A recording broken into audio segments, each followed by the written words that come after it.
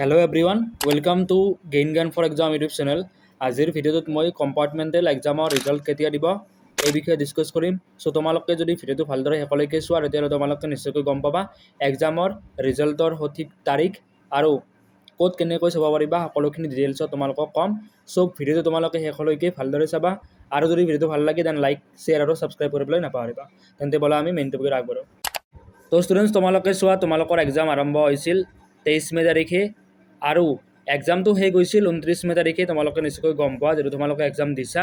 চ' তোমালোকৰ এতিয়া পৰীক্ষাৰ বহীকেইখন সেবাই নিজৰ নিজৰ এক্সাম চেণ্টাৰত তেওঁলোকে চেক কৰি আছে আৰু তাৰ কাম চলি আছে। যিহেতু তোমালোকৰ এক্সামটো শেষ হোৱাৰ বেছি দিন হোৱা নাই, চ' এতিয়ালৈকে বহীখিনি ডিপ'ৰ্ট হোৱাতে অলপ টাইম লাগিব আৰু তোমালোকে আশা কৰিবা যে এমাহৰ ভিতৰত অৰ্থাৎ তোমালোকৰ যিদিনা এক্সাম শেষ হৈছিল শেষ হোৱাৰ পৰা এমাহৰ ভিতৰত তোমালোকে কম্পাৰ্টমেণ্টেল এক্সামৰ ৰিজাল্টটো পাই যাবা। আৰু যেতিয়া তোমালোকৰ ৰিজাল্টটো দি দিব, মেট্ৰিক পৰীক্ষাত যেনেকৈ এটা ৱেবছাইট দিয়া হৈছিল তেনেদৰে এটা ছেইম ৱেবছাইট তেওঁলোকে জেনেৰেট কৰিব আৰু তোমালোকক এটা নটিফিকেশ্যনৰ জৰিয়তে তোমালোকক ইনফৰ্ম কৰিব। চ' তোমালোকে টেনশ্যন ল'ব নালাগে। তোমালোকে নিশ্চয়কৈ স্ক্ৰীণত দেখা পাইছা এখন ৰুটিন আছে আৰু ৰুটিনখন হৈছে যোৱাবাৰৰ এক্সামৰ। যোৱাবাৰ এক্সাম ষ্টাৰ্ট হৈছিল মে'ৰ 28 তাৰিখে আৰু এক্সাম শেষ হৈছিল জুনৰ 3 তাৰিখে। ত' তোমালোকে চোৱা যে ইয়াৰ যিটো ৰিজাল্ট আছিল সেই ৰিজাল্টটো জুনৰ 21 তাৰিখে ঘোষণা কৰা হৈছিল। অৰ্থাৎ 2024 চনৰ কম্পাৰ্টমেণ্ট এক্সামৰ ৰিজাল্ট জুনৰ 21 তাৰিখে ঘোষণা কৰা হৈছিল। মতলব কি হয় যে 20 বা 25 দিনৰ ভিতৰত তেওঁলোকে যোৱাবাৰ ৰিজাল্টটো ডিক্লেয়াৰ কৰিছিল। চ' এইবাৰো এইটো পচিবিলিটি আছে যে তেওঁলোকে ৰিজাল্টটো অতি সোনকালে ঘোষণা কৰিব, বিকজ ষ্টুডেণ্টবিলাকে এডমিশ্যন ল'ব লাগিব।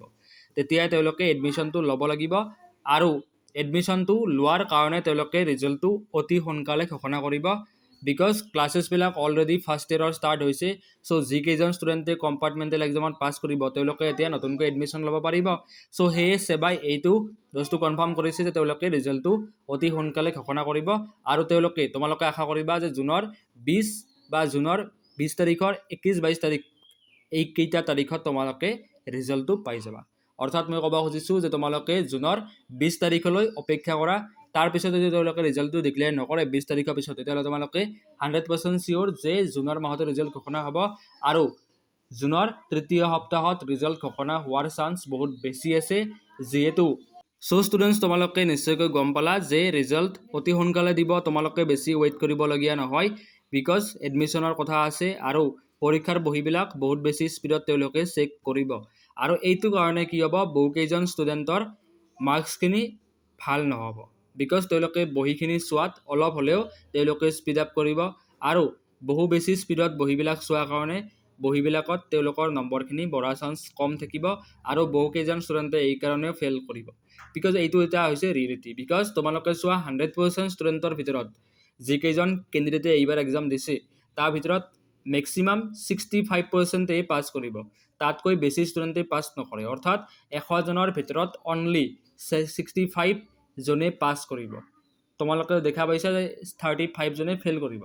তো ইয়াৰ মেইন কাৰণ হৈছে তেওঁলোকে ভালদৰে পঢ়া নাই বা তেওঁলোকে যিখিনি বস্তু লিখিছে সেই বস্তুখিনি তেওঁলোকে ভালদৰে লিখোঁতে বেয়া হৈছে।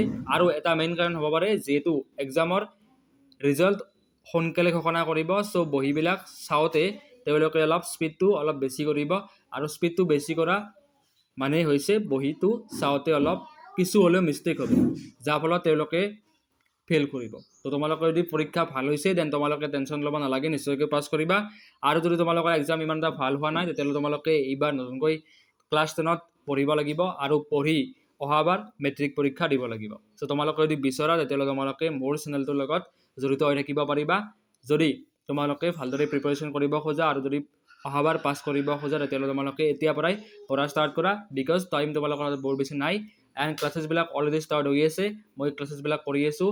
চ' তোমালোকে যদি বিচৰা তোমালোকে এতিয়াৰ পৰা প্ৰিপাৰেশ্যন ষ্টাৰ্ট কৰিব পাৰা। অলৰেডি মই ইংলিছৰ, এডভান্স মেথছৰ আৰু কেনেকুৱা কিছুমান টিপছ এক্সামত ফ'ল' কৰিব লাগে সকলোবিলাকৰ ওপৰত ভিডিঅ' বনাই থৈছোঁ, তোমালোকে বিচাৰিলে চাব পাৰা। আৰু তোমালোকে যদি চেনেলটোলৈ পোনপ্ৰথমবাৰৰ বাবে আহিছা তেতিয়াহ'লে তোমালোকে চেনেলটো প্লিজ ছাবস্ক্ৰাইব কৰিবা আৰু যদি ভিডিঅ' ভাল লাগে দেন লাইক শ্বেয়াৰ আৰু ছাবস্ক্ৰাইব কৰিবলৈ নাপাহৰিবা। Thank you so' much guys for ৱাচিং the video' and see you in the next video'.